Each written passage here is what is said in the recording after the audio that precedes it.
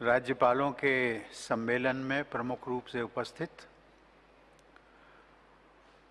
उपराष्ट्रपति श्री एम वेंकैया नायडू जी, प्रधानमंत्री श्री नरेंद्र मोदी जी, गृह मंत्री श्री अमित शाह जी, सभी राज्यपालगण, उपराज्यपालगण एवं प्रशासकगण, आज इस सम्मेलन के अवसर पर राष्ट्रपति भवन में आप सबकी उपस्थिति से मुझे अत्यंत प्रसन्नता का अनुभव हो रहा है और उसका प्रमुख कारण ये है क्योंकि हम 2 वर्ष के अंतराल के बाद आज हम मिल रहे हैं।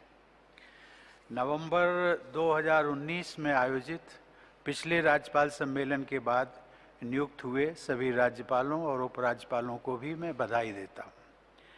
इसी दौरान राज्यपाल के रूप में हम सबके सहयोगी रह चुके श्री कल्याण सिंह जी, श्री लालजी टंडन और श्रीमती मृदुला सिन्हा जैसे मूर्धन्य जन सेवक अब हमारे बीच नहीं रहे। सार्वजनिक जीवन में अपने योगदान और व्यक्तित्व से राज्यपाल के पद को विशेष गौरव प्रदान करने वाली इन सभी विभूतियों का मैं सादर स्मरण करता हूँ। कोविड की महामारी का सामना करने में विश्व का सबसे व्यापक और प्रभावी अभियान भारत में प्रधानमंत्री मोदी जी के नेतृत्व में चलाया गया। हमारे सभी कोरोना योद्धाओं ने असाधारण त्याग और निष्ठा के साथ अपने कर्तव्य का निर्वहन किया। सरकार की अभूतपूर्व पहल एवं हमारे वैज्ञानिकों और उद्यमियों के प्रयासों के बल पर देश में वैक्सीन का विकास और विशाल पैमाने पर उत्पादन संभव हो सका है।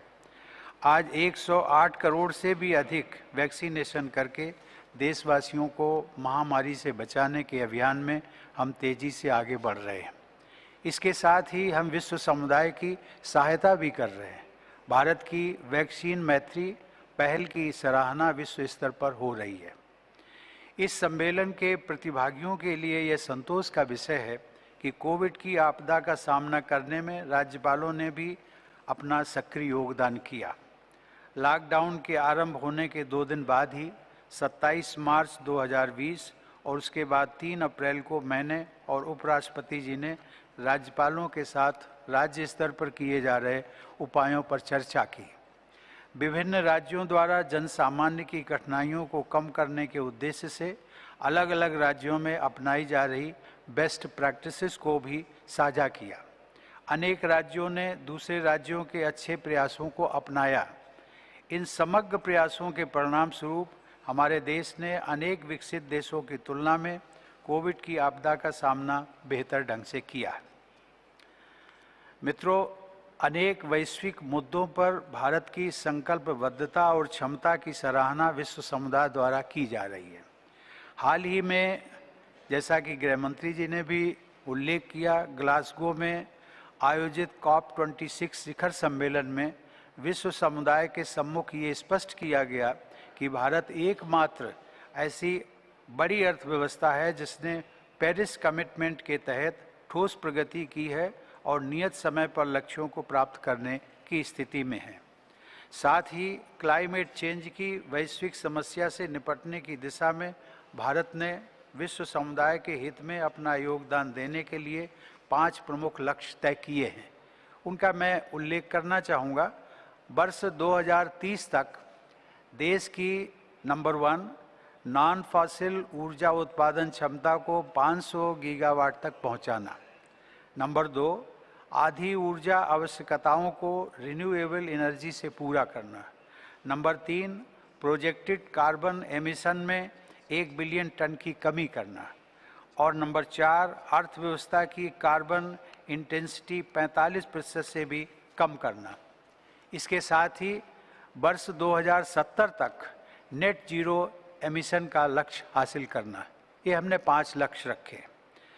विश्व पटल पर व्यक्त किए गए इन राष्ट्रीय लक्ष्यों को कार्य रूप देने में आप सभी अपनी प्रेरक भूमिका निभा सकते हैं। राज्य सरकार तथा सभी जनप्रतिनिधियों के बीच जागरूकता बढ़ाकर आप इस दिशा में महत्वपूर्ण योगदान कर सकते हैं।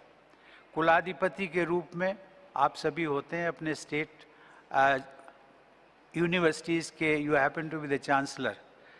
कुलाधिपति के रूप में आप राज्य के विश्वविद्यालयों में टास्क फोर्स गठित करके युवा पीढ़ी को क्लाइमेट एक्शन से सीधे जोड़ सकते हैं। मित्रों, जैसा कि आप जानते हैं, सन 2019 में आरंभ किए गए जल जीवन मिशन के तहत सन 2024 तक हर घर नल से जल उपलब्ध कराने का राष्ट्रीय अभियान हमारी सर्वोच्च प्राथमिकताओं में से एक है। यह उल्लेखनीय है कि जल जीवन मिशन के आरंभ होने तक पिछले 7 दशकों में जितना काम हुआ था, उससे अधिक काम मिशन के तहत केवल 2 वर्षों में पूरा कर लिया गया है। संवेदनशील केंद्र और राज्य सरकारों द्वारा यह सुनिश्चित करने का प्रयास किया जा रहा है कि शुद्ध पेयजल की सुविधा से कोई भी वंचित न रहे और पानी की कमी किसी भी क्षेत्र की सामाजिक और आर्थिक प्रगति में बाधा न बने। स्वच्छ पेयजल की उपलब्धता के जरिए एस्पिरेशनल डिस्ट्रिक्ट्स, आदिवासी बहुल क्षेत्रों, कमजोर वर्ग के लोगों, बच्चों और महिलाओं सहित हमारे देशवासियों का अनेक रोगों से बचाव हो सकेगा।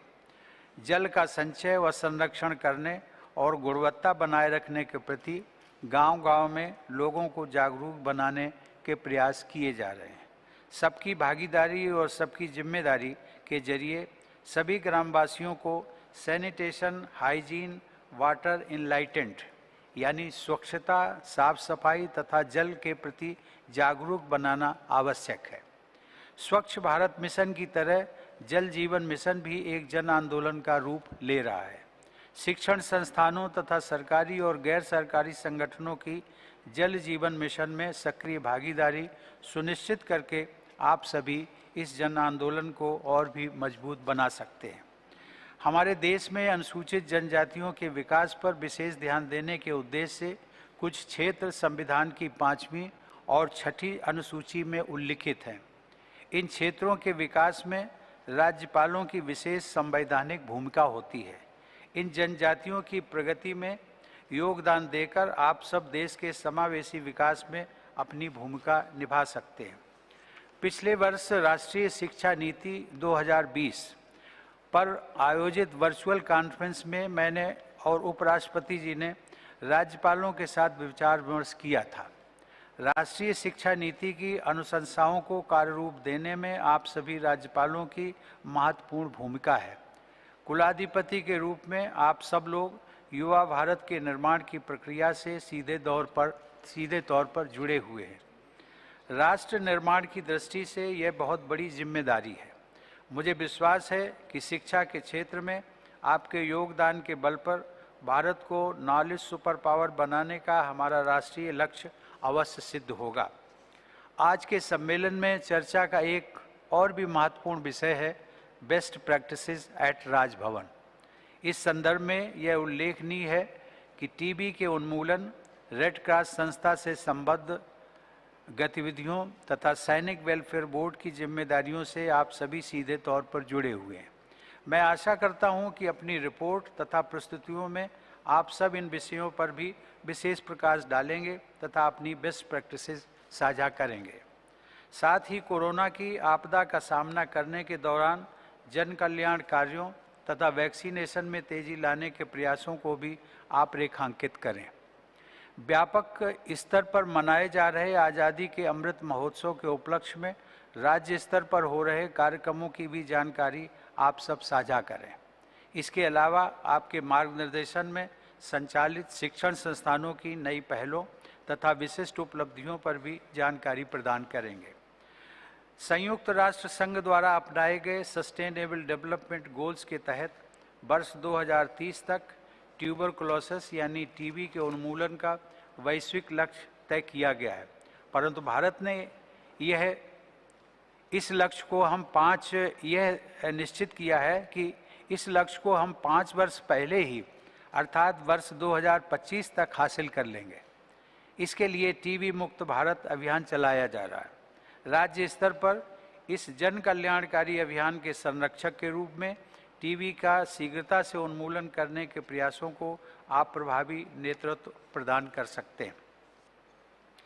राज्यपालों के दायित्व पर चर्चा करते हुए हमारे सुविज्ञ संविधान निर्माताओं ने यह अपना मत व्यक्त किया था कि राज्यपाल की जो भूमिका होती है वो जन सामान्य और सरकार के फ्रेंड, फिलॉसफर एंड गाइड की भूमिका होती है।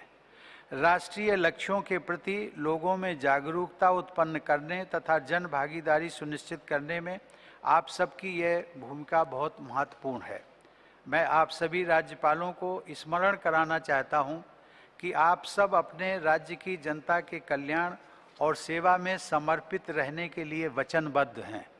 इस वचनबद्धता को पूरा करने के लिए आपको अपने राज्य में अधिक से अधिक समय देना, मैं फिर रिपीट करता हूं, अपने राज्य में जो अलॉटेड राज्य है, अपने राज्य में अधिक से अधिक समय देना और लोगों से जीवंत संपर्क बनाए रखना आवश्यक है।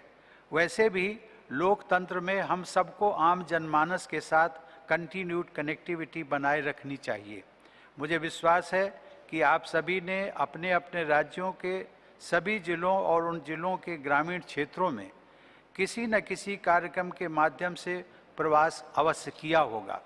इस सम्मेलन में उपराष्ट्रपति जी, प्रधानमंत्री जी एवं गृह मंत्री जी का उपयोगी मार्गदर्शन प्राप्त होगा। मैं आशा करता हूं कि आज के सम्मेलन में किए जाने वाले विचार विमर्श से हमारी राष्ट्रीय आकांक्षाओं और लक्ष्यों की पूर्ति का मार्ग प्रशस्त होगा। धन्यवाद। जय हिंद।